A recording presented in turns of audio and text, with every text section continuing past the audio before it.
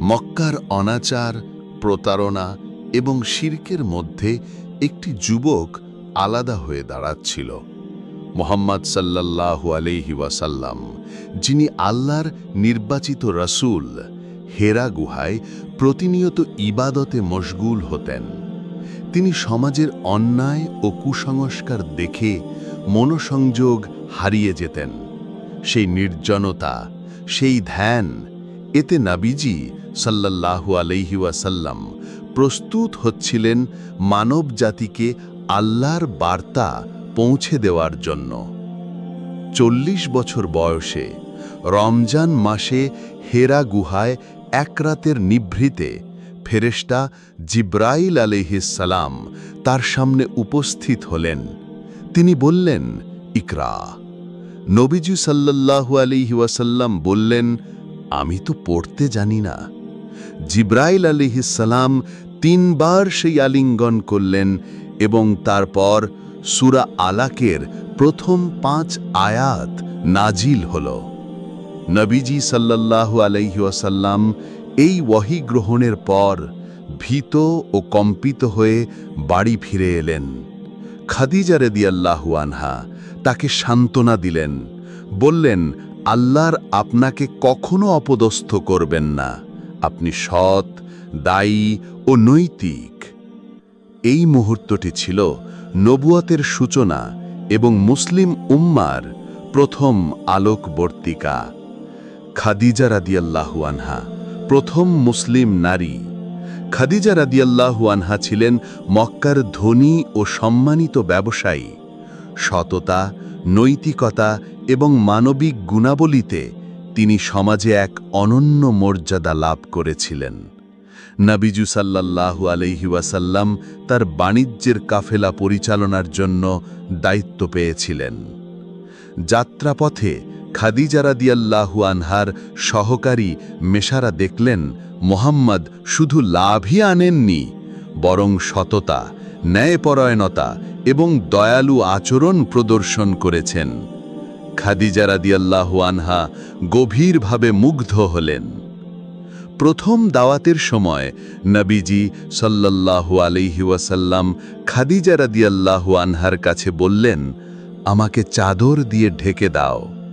খাদিজা রাদিয়াল্লাহু আনহা তাকে সান্ত্বনা দিয়ে বললেন, আপনি আল্লাহর নির্বাচিত, আপনার কাজ নিঃসন্দেহে সত্য। খাদিজা রাদিয়াল্লাহু আনহা এরপর নবীজি সাল্লাল্লাহু আলাইহি ওয়াসাল্লামকে তার চাচাতো ভাই ওয়ারাকা ইবনে নৌফালের কাছে নিয়ে গেলেন। ওয়ারাকা ইবনে নৌফাল, একজন খ্রিস্টান পণ্ডিত, বললেন, আপনি সেই নবী যার আগমন পূর্বের কিতাবগুলোতে উল্লেখ আছে। হ্যাঁ, আপনার কওম আপনাকে বিরোধ করবে, কিন্তু আল্লাহর সহায়তা আপনার সঙ্গে থাকবে। খাদিজা রাদিয়াল্লাহু আনহা সেই মুহূর্তে নবীজি সাল্লাল্লাহু আলাইহি ওয়াসাল্লামের জীবনের সবচেয়ে বড় সহায়িকা হয়ে উঠলেন। তিনি প্রথম মুসলিম নারী এবং নবীজির প্রতি অবিচল বিশ্বাস প্রদর্শন করেছিলেন। পরিবারের ভিতর ঈমান গ্রহণ। নবীজি সাল্লাল্লাহু আলাইহি ওয়াসাল্লামের পরিবারের মধ্যে প্রথম ঈমান আনলেন আলী ইবনে আবি তালিব রাদিয়াল্লাহু আনহু। তিনি তখন নবীজির ছোট চাচাতো ভাই ছিলেন। তার সাহসিকতা, সততা এবং নবীজির প্রতি অকুণ্ঠ ভালোবাসা তাকে ইসলামের প্রথম তরুণ মুসলিম করে তুলল। এছাড়াও নবীজির দত্তক সন্তান যায়েদ ইবনে হারিসা রাদিয়াল্লাহু আনহু ঈমান আনলেন। তিনি অত্যন্ত ভদ্র এবং ন্যায়পরায়ণ ছিলেন। নবীজির দাওয়াত ও চারিত্র্যের প্রভাব তাকে ঈমানের পথে নিয়ে আসে। এই মুহূর্তে নবীজির পরিবারই ইসলামের প্রথম কেন্দ্র হয়ে দাঁড়াল। বন্ধুদের দাওয়াত। নবীজির প্রথম প্রাপ্ত ঈমানের বার্তা ছড়িয়ে পড়ল তার কাছের বন্ধুদের মধ্যে। আবু বকর আস-সিদ্দিক রাদিয়াল্লাহু আনহু ছিলেন প্রথম যুবক যিনি সরাসরি ঈমান আনলেন। তার সততা, সাহস এবং নবীজির প্রতি অকুণ্ঠ শ্রদ্ধা তাকে এই পথে এগিয়ে নিল। এরপর ওসমান ইবনে আফফান, আব্দুর রহমান ইবনে আউফ, সাদ ইবনে আবি ওয়াক্কাস রাদিয়াল্লাহু আনহুরা ঈমান আনলেন।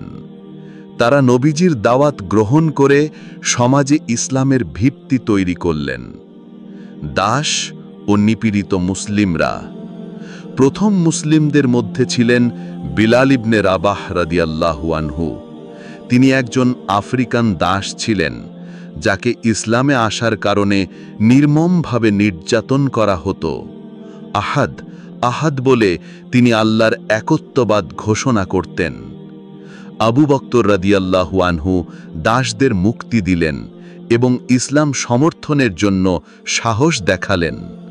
সুমাইয়া রাদিয়াল্লাহু আনহা ছিলেন ইসলামের প্রথম শহীদ নারী। তার এবং তার স্বামীর ত্যাগ নবীজির সাহাবীদের মধ্যে ঈমানের শক্তি বাড়ালো।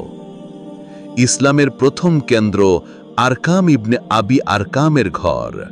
নবীজি এবং সাহাবীরা গোপনে মিলিত হতেন আরকামের ঘরে। সেখানে কুরআন তিলাওয়াত হতো, জ্ঞান বিতরণ হতো এবং ইসলামের মূলনীতি শেখানো হতো। এটি ছিল ইসলামের প্রথম গোপন কেন্দ্র, যা মুসলিমদের শিক্ষা ও প্রশিক্ষণের জন্য অপরিহার্য ভূমিকা রেখেছিল।